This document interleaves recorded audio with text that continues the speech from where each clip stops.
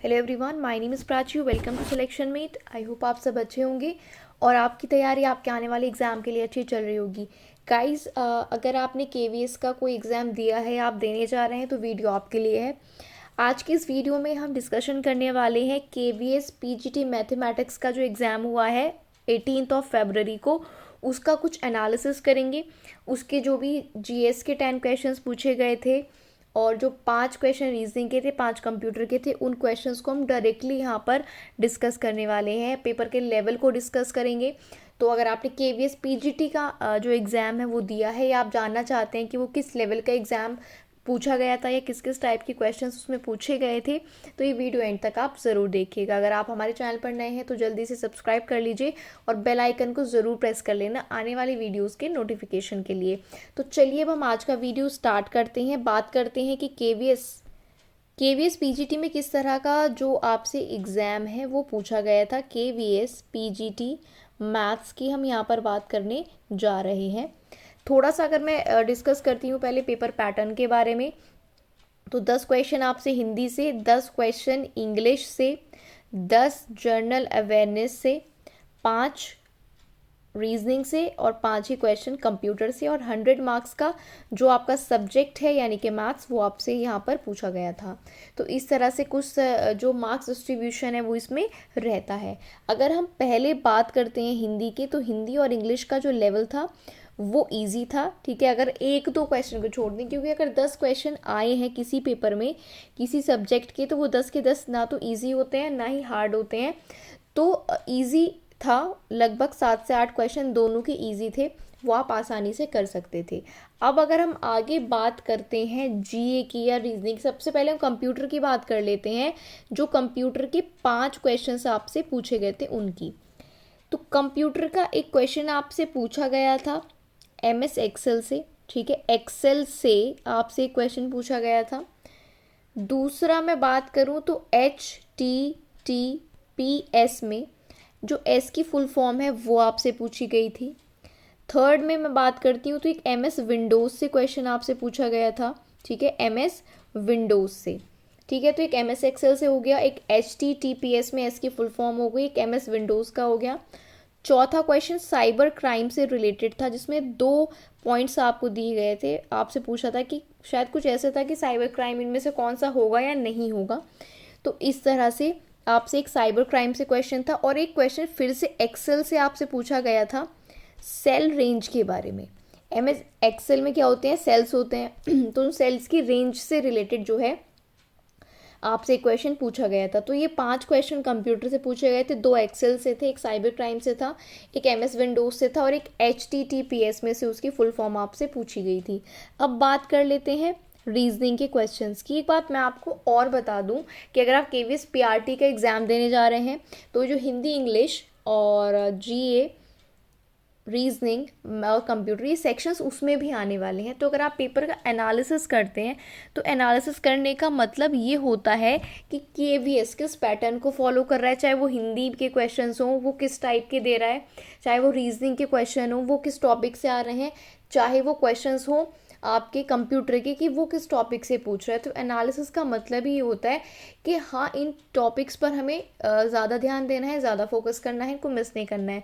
चाहे आप पीजीटी के एग्ज़ाम एनालिसिस देख लें, टीजीटी के देख लें, और आज से जो केवीएस पीआरटी के एग्ज़ाम भी शुरू हुए हैं उनका, तो एनालिसिस अगर आप देख लेते हैं तो वो आपके लिए बेटर होता है, आपको एक डायरेक्शन देने के लिए। तो इसलिए क्वेश्चन हम यहाँ पर थोड़ा डिस्कस कर रहे हैं आपको, जिससे चैप्टर वाइज पता चले कि हाँ, इस सब्जेक्ट में इस चैप्टर से क्वेश्चंस पूछे जा रहे हैं। रीजनिंग में आपसे क्वेश्चन पूछा गया था वेन डायग्राम से। ठीक है, एक क्वेश्चन रीजनिंग में वेन डायग्राम से था। एक क्वेश्चन आपसे डायरेक्शन में पूछा हुआ था, डायरेक्शन यानी दिशा का क्वेश्चन था। कथन और निर्णय, इस कथन को पढ़कर आप क्या निर्णय लेंगे, ठीक है, वो आपसे क्वेश्चन एक पूछा गया था।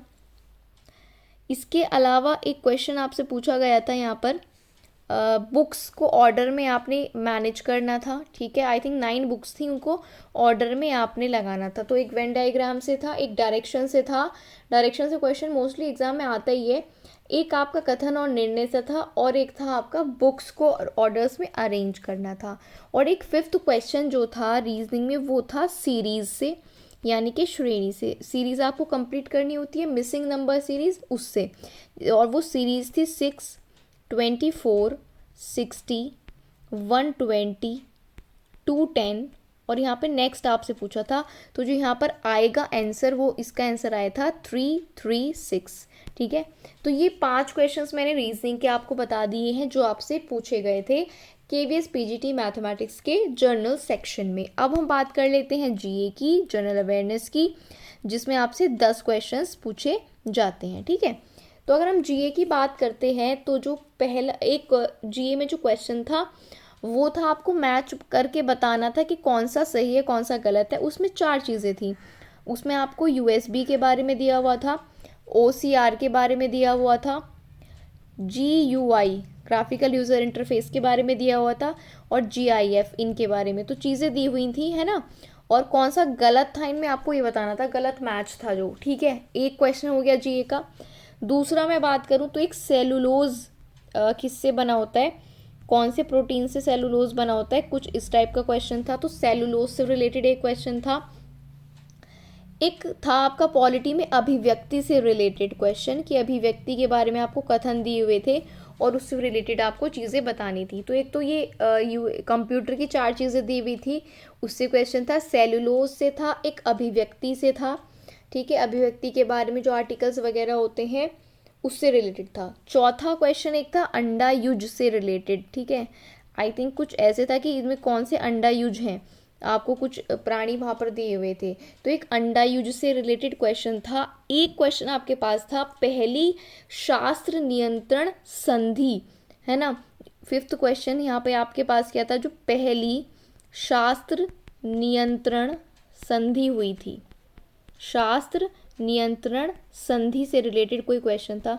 जी बहुत अजीब आ रहा है, मैंने काफ़ी एग्जाम्स का एनालिसिस देखा है जैसे और दिए भी है एग्ज़ाम, तो जीए मुझे बहुत अटपटा लगा है। जीए में जो 3 से 4 क्वेश्चन है वो कुछ जैसे ये शास्त्र नियंत्रण संधि है, ये कुछ अलग टाइप का क्वेश्चन है। ठीक है, तो इसमें आप जो है मतलब 2 से 3 क्वेश्चन तो कुछ ऐसे टफ रखे ही जाते हैं किसी भी सेक्शन में, चाहे आप बात कर लें। तो ये शास्त्र नियंत्रण संधि से संबंधित क्वेश्चन था। एक आपका करंट से था कि जो फीफा 2022 हुआ है उसमें young player of the tournament किसे मिला है। ठीक है, फीफा 2022 में young player of the tournament किसे दिया गया है, एक क्वेश्चन इससे था। फिर जैसे मैं बात करूं नेक्स्ट क्वेश्चन की, तो एक था 70% लोहा जिसमें होता है वो लोहे का कौन सा टाइप होता है, वो आयरन का टाइप आपसे पूछा गया था। और एक क्वेश्चन आपसे पूछा गया था साहित्य अकेडमी अवार्ड संस्कृत का। ठीक है, साहित्य अकेडमी युवा पुरस्कार 2022 संस्कृत में। क्वेश्चन को सुनते रहिए, पूरा मैं यहाँ पर नहीं लिख पाऊंगी। संस्कृत में साहित्य अकेडमी युवा पुरस्कार 2022, ये इस तरह के अवार्ड ज़रूर आ रहे हैं। ओडिसी में बताइए साहित्य अकेडमी अवार्ड किसे मिला है, उड़िया में बताइए, संस्कृत में, ये लगभग हर एग्ज़ाम में क्वेश्चन आ रहा है। ठीक है, तो इस तरह के क्वेश्चन आप ज़रूर पढ़ लें। अच्छा, हड़प नीति किसने शुरू की थी, इजी क्वेश्चन था, एक ये था। और एक क्वेश्चन था एजाइल पॉलिसी से, एजाइल नीति यानी कि एजाइल पॉलिसी से एक क्वेश्चन था। तो ये 10 क्वेश्चन जीए के थे। इसमें अगर मैं एजाइल पॉलिसी और पहली शास्त्र नियंत्रण और एक अभिव्यक्ति वाला जो क्वेश्चन है, थोड़ा मुझे 3 क्वेश्चन ये लगे जो ठीक ठाक लेवल के थे। अदरवाइज 7 क्वेश्चन आप आराम से कर सकते थे जीए में, और 3 का जो लेवल था वो कुछ मॉडरेट था।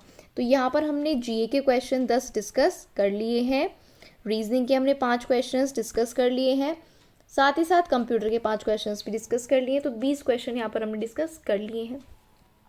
इसके अलावा हमें पता है कि 40 मार्क्स का आपको सीडीपी पूछा जाता है। सीडीपी बहुत ज़्यादा भी टफ नहीं था, मॉडरेट, इजी टू मॉडरेट कह सकते हैं। सीडीपी बहुत ज़्यादा टफ नहीं था। जैसे कि टीजीटी के एग्ज़ाम में मुझे बहुत ज़्यादा अच्छा लेवल लगा देखने को, लेकिन अगर मैं यहाँ पर पीजीटी की मैथमेटिक्स सेक्शन की बात करूँ, यहाँ पर सीडीपी मुझे जो लगा, मेरा एक्सपीरियंस ये रहा कि ठीक लेवल का था। क्वेश्चंस जो थे वो बहुत ज़्यादा टफ और बहुत ज़्यादा लेंदी भी नहीं थे। ठीक है, अब हम बात कर लेते हैं अपने सेक्शन की, जो कि हमारा सब्जेक्ट है मैथ्स, और ये 100 मार्क्स का आपसे पूछा गया था।